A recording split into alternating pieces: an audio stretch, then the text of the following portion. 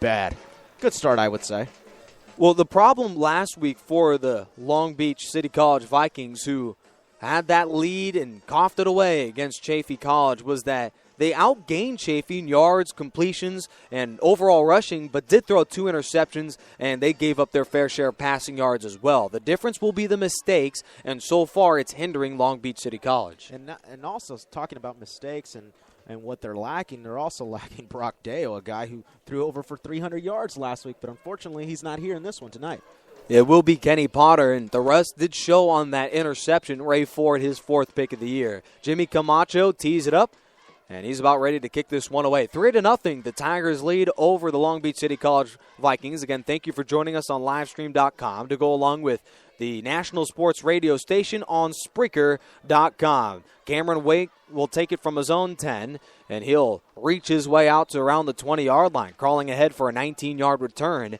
And the Vikings, they start with, ironically, their best field position today, that being the 20. It's still a little too early to talk about field position right now, but hey, it's a team that's going to need every single yard. RCC defense does not give up many yards, and when they do, they keep everything in front of them.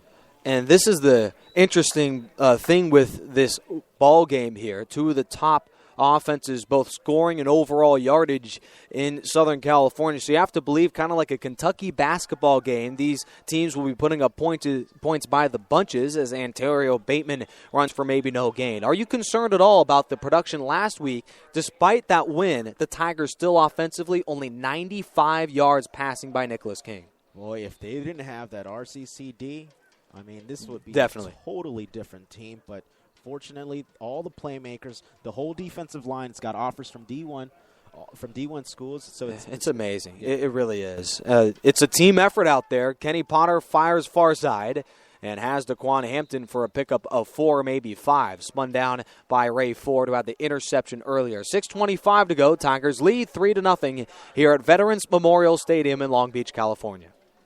3rd and short situation. Let's see if that big defensive line and that linebacking core could stuff this one right here. They converted the last one, and Ontario Bateman converts this one as well. Number 4 for a gain of 4. Moved the chains of Vikings 1st and 10. Antonio Bateman, a guy, he's just a freshman, and he's done a decent job. I mean, the guy's averaging 6.8 yards per carry, so he's the type of guy you want to constantly hand off the ball to. Yeah, Bateman, a man who's scored 7 touchdowns, all of which way, both returning, rushing, and receiving, as a pass is caught by Josiah Blandon, a man who missed the first 3 games of this season. We were talking during the pregame because of some extra curriculars that happened towards the end of last year for Long Beach City. Yeah, and right there, just a quick curl route, quick pass. They're not giving Potter too much of a task early on, already throwing an interception, so expect a lot of short, intermediate passing. Yeah, only 1 deep throw tonight, and that was the interception. Potter flushed out of the pocket in trouble, floats it near side. It's incomplete. Out of the sideline as Trisham Baratin, we all know about him, nearly had his hands on the football, and we all know what he can do when he gets his hands on what would have been his 6th pick of the year. Last week, taking one to the house, Trisham Baratin, in my rankings, is the number 1 shutdown corner in the state, a guy who could lock down any of them. And he's got to go up against Isaac Whitney during practice, so that must help a lot. That helps a lot, absolutely. Whitney, and also a man who's actually coming to his own in Michael Stallone, a man who leads the team with 12 catches over the last 2 weeks. Long Beach City College on a 3rd down and 7. First down make is the 43. Back to throw. Kenny Potter looking. Has time. Floats it over the middle. Incomplete. Tipped away. Ray Ford on the coverage. And that'll be after 1 first down. The drive stalls and the Vikings have to punt. The RCC defensive backs give no room. The windows they provide are as small as they could be. I mean, Potter needs to be ultra careful right there, throwing it into a platoon of at least. And that was being very generous. Right. That one was over from the start on that throw, and now after Potter starting the game 3 for 3, is right around 30% completions ever since. Low snap, scoops it off the deck. A line drive going to Tremel Davis. He got it at his own 24. 30, convoy to the 40, slipped a tackle, 45. and he skips his way out to around the 47-yard line. A run back of 24, but a flag is down and some extra late hits after the play is already over. That's something that we saw a couple weeks ago, and I'm sure we don't want to see tonight. Talking about last week, how about all those big hits we saw? Yeah. RCC oh, my was goodness. laying hat yeah. last week. Yeah, this was a team that, boy, if there was a time for them to make a statement defensively, that was the game to do it there, Dan. 5 turnovers. It speaks thousands of words. It says really? You're a shutdown D.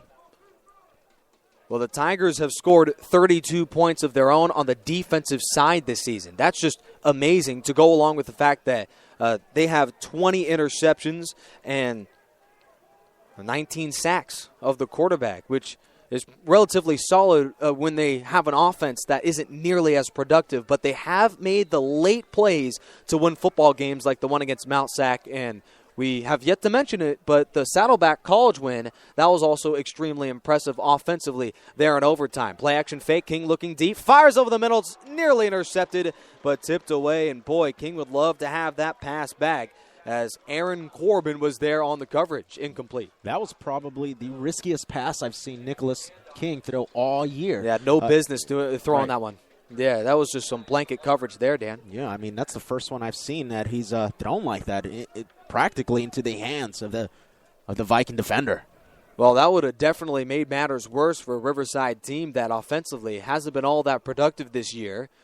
Only 95 yards passing by Nicholas King last week. Did have around 30 or so on that drive that ended with a field goal. Tigers lead 3-0, 4:54 to go here in the first stanza. King back to throw, looking left. Has time, fires underneath, caught by Denzel Foster. He did have Isaac Whitney open. 0 catches so far today, but Whitney would have moved the chains. Now make it 3rd down and 5. Nicholas King missing Isaac Whitney, obviously. But Denzel Foster, just a quick turnaround route and gets a decent amount of yards, and this is a manageable 3rd down now. Well, for Foster being listed as a running back, he's actually second only behind Whitney with 19 catches now in this game, or now on the season if you include the 3 tonight. 3-0, Tigers lead over the Vikings. Here are number 1 versus number 2, Long Beach City College versus Riverside City College, obviously. 4:26 to go. King looking left, going to Whitney. He'll take it himself, and he's tripped up at the 21. He was trying to get the ball into Whitney, but no sir there on that 3rd down, and they'll have to punt. Long Beach City College, interesting by them, given that following that Chafee loss, they had 14 days to prepare for this matchup. It's at home, and they've also, following a loss, looked relatively hyped for this game, given the turnover there early on. Wow. I'm talking about their first 4 games right here. A team that only allowed 16 points, and then all of a sudden the last 3, 33. So it's almost a two-faced team, I want to say. They started off extremely hot, and I think the 62-7 win against LA Harbor to improve to 4-0 really was the beginning of the end. And I say the end if they're able to pull away and win that matchup, or win this game tonight. Mm-hmm. The Riverside Tigers are a ball club that last week trailed for almost the entire football game against Mount Sac, but now they're in a scenario where with a win, they will clinch the National Central Conference and be the number 1 overall seed heading into the playoffs. Boy, that'll be such a wonderful thing for the RCC because of the way they started initially in the season. We didn't know who the quarterback should have been. Remember, we had no idea. Early on, Kelly Helinski, with all his struggles, we were doubting this team. They were ranked number 1 at the beginning of the season, and we were talking about, do they deserve that? Now it's official. They would deserve it. Well, Nicholas King has taken the reins and has never looked back. Of course, did not have a relatively dominant day statistically, but still played extremally well in that win. And it's his running ability that has been the difference. And overall, just when he can make men miss, you can see statistics like 0 sacks by Mount Sac, where they had 39 coming in. Right. I mean, hey, he's running big time all year, over 290 yards in the year.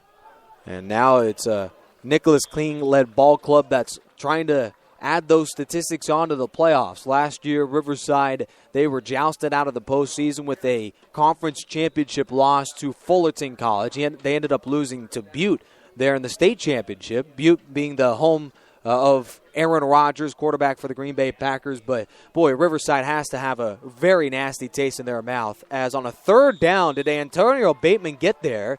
It looks like he may have just been inches forward and did indeed get the first down. Ontario Bateman, it hasn't been pretty, but moved the chains again. That's the third rushing first down of the quarter for the Vikings here. If I'm Coach Peabody, I'm going to continuously hand the ball over to my running backs, because Potter, in his first game starting here, it's sort of a shaky situation for him. Yeah, did throw the interception in around 50% completions tonight. He averages 59 on the season. Potter looking right, fires that way to Blandon. He's got it tiptoes sideline, and he's bullied out of bounds at around the 36-yard line. Number 5 for a gain of 15, moved the chains, a 1st and 10. I feel like Potter is very comfortable with Blandon, already hitting him 3 times in this game. Well, Blandon is second on the team with 22 catches coming in, has another 3 so far in the opening quarter already. And the Vikings are on the move. The Colorado University commit lines up to the near-hand side. 1st and 10, a near bone-jarring hit, and I'm sure he'll be wanting that one back. Tackle was nearly made by Legrone, and I'm sure the Texas bounce back would love to have another shot to take down Ontario Bateman. Royce Moore carrying that ball, and from a very familiar school. St. John Bosco, by the way. Royce Moore. Boy, he's just been a plethora of running backs to come out of there. The latest who will come out is Sean McGrew. Boy, is he an interesting man. And when you take a look at Bateman, it's almost the same exact thing. Royce Moore as well, making plays in the backfield. The 2nd down and 10 from the 36-yard line of the Tigers. It's Riverside who leads 3-0. 1:24 to go, and early movement, that may be a false start.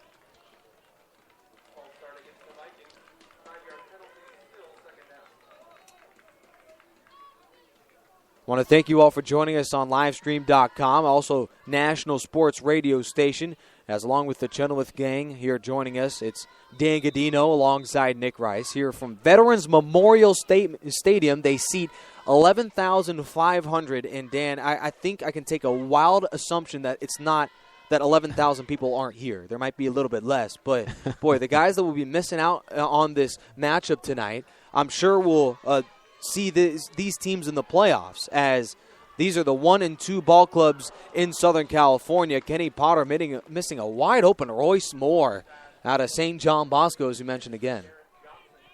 I feel like early jitters have gotten to Potter tonight. Already plenty of mistakes so far.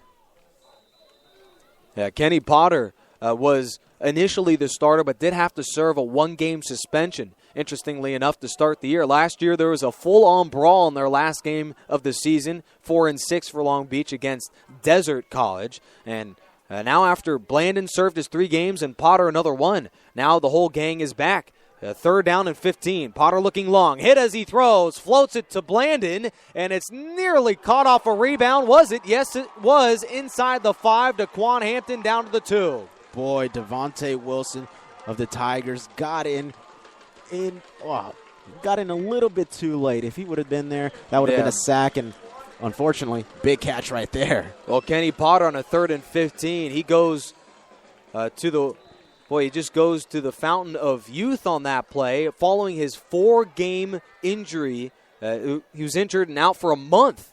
This is a man who looked like the Potter of old as he floats that one down the field, and DeQuan Hampton, who's going to USC, snags in his 46th catch of the season. This is the type of situation I like to see Riverside in. Can they hold any team in the goal line?